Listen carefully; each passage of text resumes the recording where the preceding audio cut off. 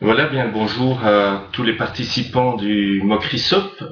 On m'a demandé de vous entretenir sur les aspects juridiques relatifs à l'utilisation et au développement de l'Internet.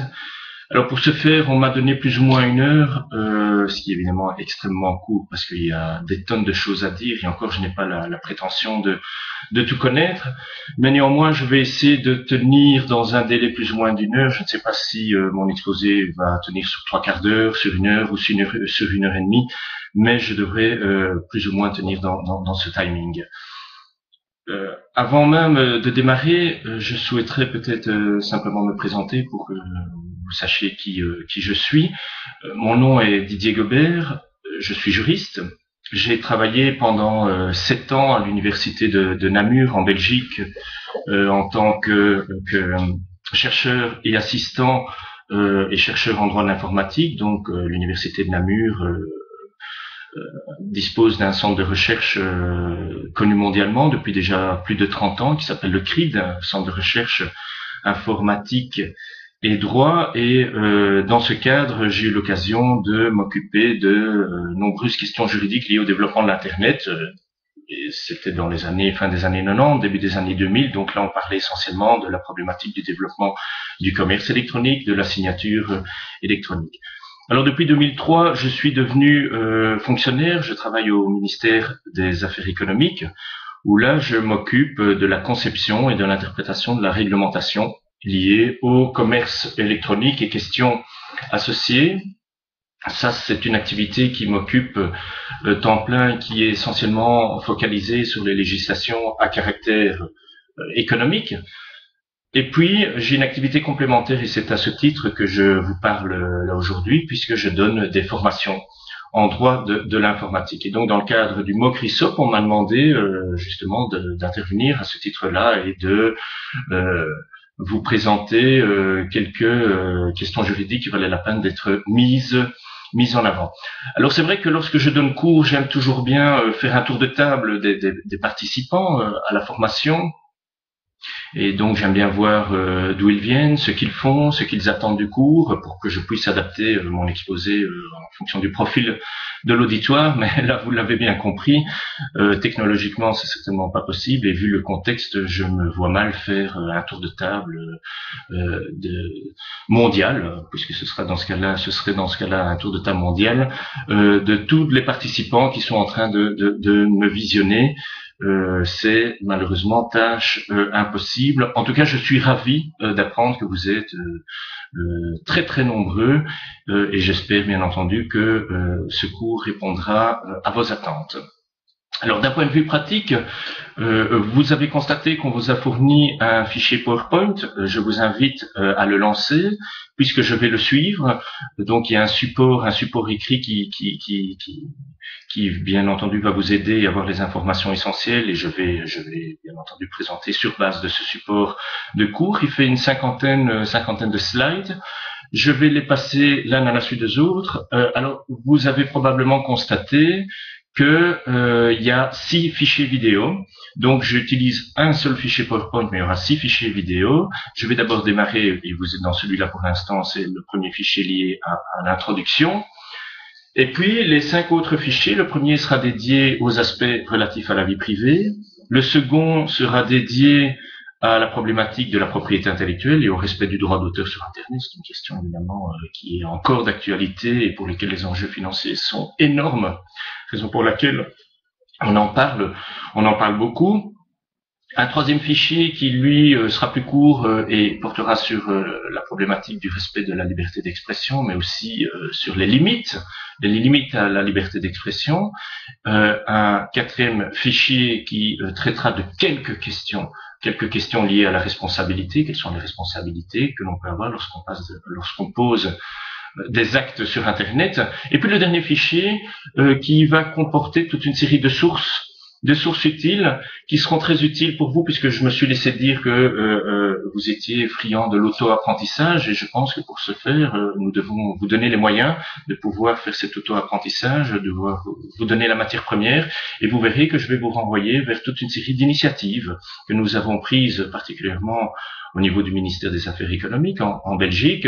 Et ces initiatives sont des brochures éducatives, des sites web pédagogiques, des sites web pédagogiques qui vous permettent de mieux connaître vos droits et vos obligations lorsque vous fournissez de l'information, lorsque vous consultez de l'information sur Internet ou lorsque vous vendez ou achetez sur Internet. Alors, toujours d'un point de vue pratique, pour que vous sachiez systématiquement à partir de quand je change de slide, j'ai utilisé un mécanisme qui va vous rappeler probablement votre enfance. C'est le petit carillon, la petite musique que nous entendions lorsque vous écoutiez sur cassette ou sur CD un conte d'enfance, et lorsqu'il faut tourner la page, il y a ce petit bruit tel que celui-ci. Et voilà. Donc, vous savez maintenant comment passer d'un slide à l'autre, et je vous propose de passer au slide 2. Et nous sommes désormais là, clairement dans l'introduction. J'aime toujours bien commencer par rappeler que Internet n'est pas un no man's land juridique. Ça va sans le dire, mais ça va toujours mieux en le disant. Il y a parfois encore une tendance à croire que parce que lorsqu'on est sur Internet, on est dans une espèce de monde virtuel dans lequel le droit ne s'appliquerait pas. Il n'y a absolument aucune raison de tenir ce discours. Bien entendu, le droit s'applique autant à vos actes sur Internet que ceux que vous pourriez poser dans le cadre de votre vie normale dans le monde présentiel, dans le monde physique. Alors, il est vrai que le législateur a parfois pris des législations, des réglementations supplémentaires visant à régler certains problèmes spécifiques sur Internet. Je pense, par exemple, à la législation relative au développement du commerce électronique, à certaines dispositions plus spécifiques, à certaines techniques qui sont utilisées uniquement sur Internet. Je pense par exemple à la réglementation en matière de cookies. Peut-on utiliser des cookies? Faut-il, oui ou non, demander le consentement préalable lorsqu'on utilise des cookies? Je pense aussi à la réglementation particulière liée à l'utilisation du courrier électronique, qui est typique de l'Internet, et qui, notamment, en tout cas au niveau de l'Union européenne, prévoit un principe de consentement préalable lorsqu'on veut utiliser un courrier électronique à des fins publicitaires. Lorsqu'on veut faire de la publicité, du marketing, promotionner ses produits ou ses services via le courrier électronique, en principe, vous ne pouvez le faire que moyennant le consentement préalable de la personne concernée. Donc voilà pour des réglementations plus spécifiques vraiment à certaines choses qui se font sur l'Internet et qui ne vont pas se faire dans le monde présentiel. Mais pour le reste, les règles qui existent depuis 10, 15, 20, 30, 50 ans, parfois même 2 siècles, je pense par exemple au Code civil, qui existe depuis plus de 2 siècles chez nous, mais bien entendu, ces règles sont aussi applicables à ce qui se passe sur Internet. Alors, pour bien illustrer, et je passe au slide 3, pour bien illustrer le fait que sur Internet, le droit s'applique, je voudrais simplement prendre quelques exemples.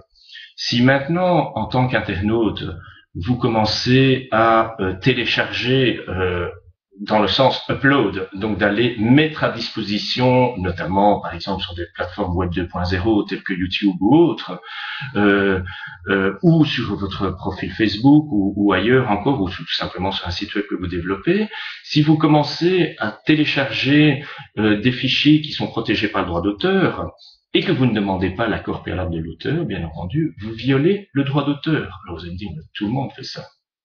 Les gens utilisent YouTube, les gens utilisent Dailymotion, les gens utilisent des logiciels peer-to-peer pour faire ce genre de choses, mais il est vrai aussi que certains d'entre eux sont parfois attaqués par les titulaires de droits d'auteur pour justement avoir mis à disposition ce type de fichier sans l'accord préalable des titulaires de droits. Alors d'autres exemples plutôt liés à l'utilisation des réseaux sociaux.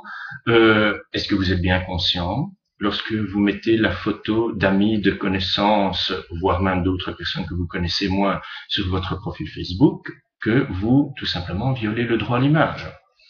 Alors encore une fois, il y a pas grand monde qui fait valoir son droit à l'image, on est bien d'accord, mais théoriquement, toute personne dispose du droit, et on y reviendra dans le cours lié à la propriété intellectuelle, mais toute personne dispose du droit de d'interdire la communication de son image au public.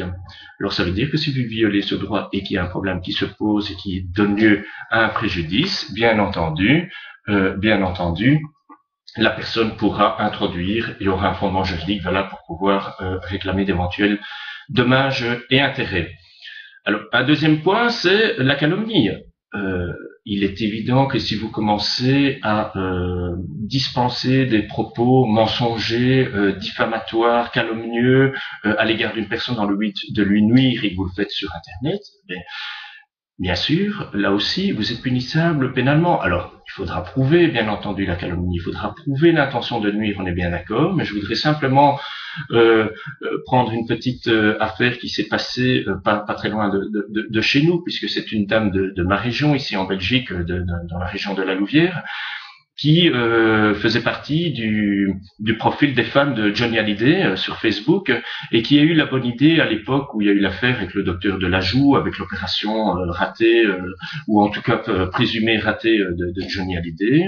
Cette femme a commencé à se défoncer sur le docteur Delajoux, le traitant d'incompétent, ayant des propos extrêmement graves, je pense, allant jusque l'inviter à la peine de mort. Ça va évidemment extrêmement loin. C'est quelque chose qui est totalement intolérable et cette dame a été inquiétée par les autorités françaises ou à tout le moins a été amenée à devoir s'expliquer auprès des autorités françaises pour les propos qui ont été tenus. Alors, n'oublions quand même jamais une chose. Si nous sommes en face-to-face entre deux personnes et que nous tenons ce type de propos, bien entendu, c'est a priori condamnable, mais il n'y a pas de témoin, c'est pas public. Et donc il n'y a pas de preuve qui rend les attaques possibles. Mais lorsqu'on est sur Internet, n'oubliez quand même jamais une chose, c'est que bien entendu ça laisse des traces. Autre exemple, toujours sur les réseaux sociaux, qui se voit et qui donne lieu parfois à des condamnations, ce sont tout simplement les faux profils, des gens qui créent un profil au nom d'une autre personne et parfois dans le but de nuire. Il y a quelques mois en Belgique, une dame a été condamnée à 7 mois de prison, c'est pas rien, 7 mois de prison avec sursis, certes, elle ne doit pas prester sa peine de prison, mais néanmoins elle a un casier judiciaire, à 5 000 € de dommages et intérêts, au motif qu'elle avait créé un profil au nom de son ex-patron, dans le but de lui nuire. Je vous passe les détails des informations qui se trouvaient bien entendu sur ce profil. Elle a été tout simplement condamnée par le juge pénal en Belgique. Alors, troisième exemple aussi, lorsqu'on est sur Internet, de choses qui se font et qui intéressent particulièrement les autorités, parce que le droit, là, encore une fois, s'applique, c'est l'utilisation des plateformes de mise aux enchères, de mise en relation commerciale, telles que eBay ou autres. Alors, bien entendu, ces plateformes sont extrêmement utiles, et la grande majorité des utilisations qui sont faites de ces plateformes sont légales, mais parfois il y a des abus, et je ne veux donner que quelques exemples. Le premier type d'abus qui se voit bien entendu, c'est l'utilisation de ces plateformes pour faire du recel, tout simplement revendre des biens qui ont été volés. Là encore une fois, vous prenez un gros risque parce que si vous le faites via Internet, vous laissez des traces et donc on pourra plus facilement vous retrouver et donc plus facilement vous attaquer, ce qui n'est pas toujours, ce qui est en tout cas un peu moins facile lorsque vous vendez ce type de biens sur la grande place où il y a une brocante dans le coin. Et deuxième type d'activité qui intéresse particulièrement les autorités, ce sont bien entendu les gens qui utilisent des plateformes telles que eBay pour prétendument vendre les quelques biens qui se trouvent dans le grenier, alors qu'en réalité, ils ne vendent pas de biens qui se trouvent dans le grenier, mais ils exercent une véritable activité commerciale, mais qui souvent n'est pas déclarée et donc ne donne pas lieu à imposition. Alors là, autant dire que les autorités fiscales sont extrêmement intéressées à trouver les gens qui prétendent vendre des biens qui se trouvent dans le grenier, et donc ça, a priori, ça relève de la gestion du patrimoine familial et ça ne donne pas lieu à imposition, mais lorsque votre grenier est tellement grand que vous vendez 10 000 à 15 000 objets par an, là bien entendu les autorités fiscales se disent bien que c'est plus la gestion d'une activité privée, mais plutôt une véritable activité commerciale qui donne lieu à imposition. Alors, j'y ai déjà fait allusion, mais un point auquel vous devez être extrêmement attentif, c'est le fait que lorsque vous agissez sur Internet, vous laissez des traces. les traces, ce sont des preuves qui peuvent être utiles, on l'oublie trop souvent, mais qui peuvent être bien entendu utiles pour pouvoir aller faire la preuve d'une faute, d'une infraction ou d'autres choses encore. Et souvent, il est d'ailleurs même extrêmement difficile de faire disparaître ces traces. Nous en reparlerons dans le chapitre relatif à la vie privée. Lorsqu'on est fiché sur Internet pour les faire disparaître ces traces, cela devient extrêmement difficile, voire même impossible. Un dernier petit point aussi, lorsqu'on parle de l'Internet, vous l'avez bien compris, la grosse difficulté, puisque Internet ne connaît pas les frontières, la grosse difficulté, bien entendu, est de déterminer quel est le droit applicable. Alors, bien entendu, ça ne fera pas l'objet du cours, c'est une question extrêmement complexe, qui fait l'objet de règlements européens, de conventions internationales, qui envisagent toute une série d'hypothèses. Une chose est certaine, c'est qu'en ce qui concerne mon cours, je me limiterai évidemment, n'ayant pas la connaissance des autres droits, je me limiterai aux droits applicables au sein de l'Union européenne, en principe généralement harmonisés. Donc je ne peux pas promettre aux Canadiens qui nous écouteraient ou à d'autres nationalités, bien entendu, je ne peux pas promettre que ce que je vais dire correspond à la même solution qui est applicable en droit national de votre pays, mais d'une manière générale, ce qui est intéressant, c'est de faire évidemment des réflexions transversales d'un point de vue juridique par rapport à des problématiques particulières.